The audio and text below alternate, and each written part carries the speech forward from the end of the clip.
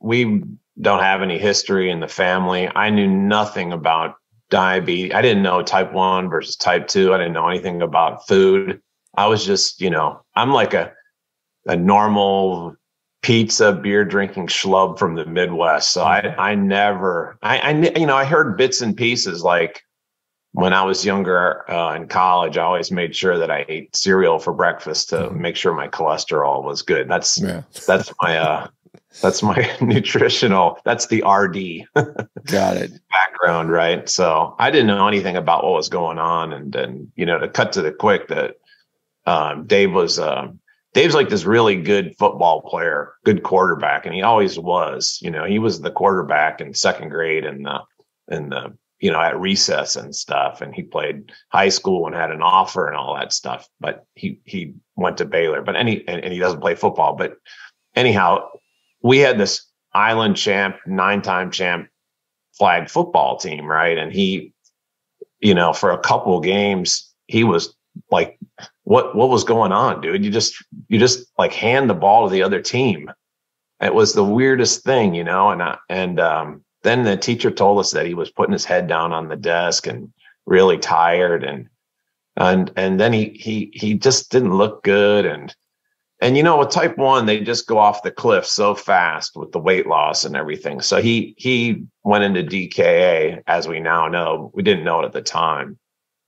I told this story before, but I kept him home. We were watching the Michigan play in the final, or in the NCAA tournament, right? So we were like, well, just stay home. We'll watch the Michigan game. And he was so hungry, but they're hungry, but then they can't metabolize anything.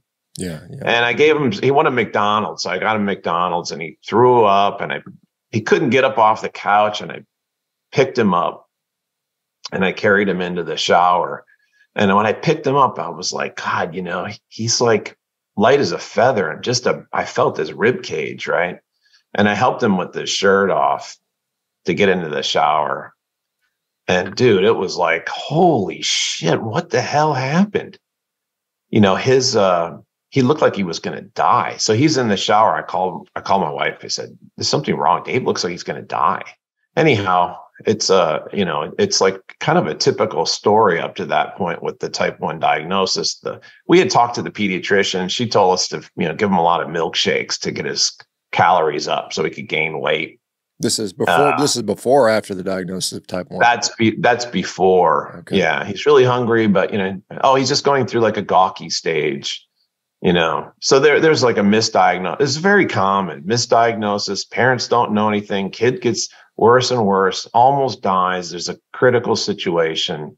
And then they get into the endocrinologists, and they get diagnosed, and they start on insulin. Yeah. Yeah. And so, from the time he first started losing weight till the diagnosis, how long was it? Months, a year? What do you think? When was he losing weight?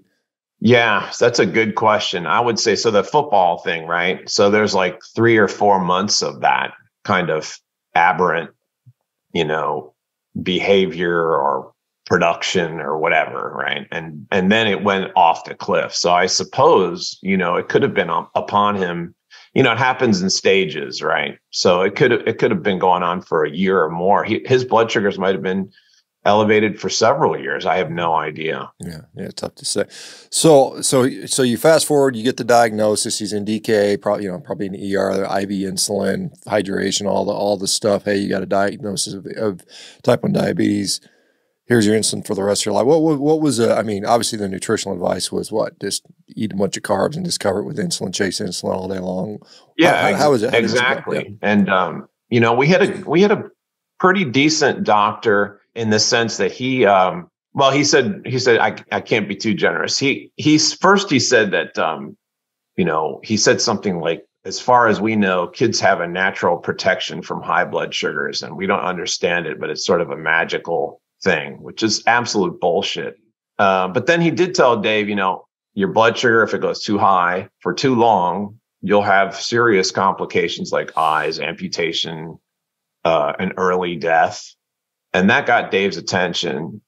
Then he said, if you go too low, you'll have hypoglycemia. And so carbs make your blood sugar go up and insulin makes it go down. And Dave you know, I've told this story again. I told this story before, but Dave said, well, I just won't eat any carbs. And the reaction from me and the doctor was to laugh because, of course, Dave needs carbs for energy, right? He's a young athlete. He's growing. And that's kind of like the intro to the story. You know, of course, we met with the dietitian who was overweight and gave us the, you know, the professional industry book, which had a lot of, you know, pasta and cereals and chicken breast and applesauce and, you know, the junk food that they send the kids down the tubes with. And so we took this recipe and we went home with it and we tried it. And I took off for a couple of weeks because I had to get Dave back into, you know, into shape, really.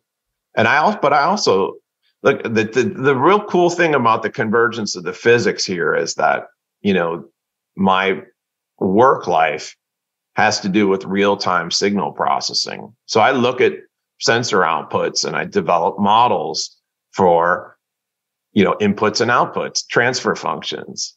And so here's like the perfect example when the doctor was explaining it. You know, you eat food, you have two control variables, and then you have an output. And I thought, yeah, these other kids might be getting A1Cs of 7 and 8, but I'm pretty smart. So we'll figure out how to cover, you know, the cookie and all that stuff and get the flat line. So that's what we tried to do. I tried to break down meals scientifically, giving the exact amounts of carbohydrate, the exact amounts of Dave liked chocolate chip cookies, exactly, and figure out the insulin dose and then write down in my notebook what I did and then recalibrate the next day. And every day my wife would come home and I'd report like what, you know, oh, I'm getting closer, you know, and then, oh, you know, it didn't work this day, but I think I have a new idea. We would try this. My wife, after like 2 weeks of it, was like, I don't know, man. So she's Googling like low carb, you know, what about this low carb idea? Dave is sick of oatmeal at this point, and he's like, you know, let's just eat eggs. I don't have to deal with this. And I thought, there's something weird going on here. It's interesting. You know, well, I'm sorry to interrupt you, Dave, but I mean, it's interesting that your young son, when he's first approached with this problem, says, "Hey, why don't I just cut down carbs?"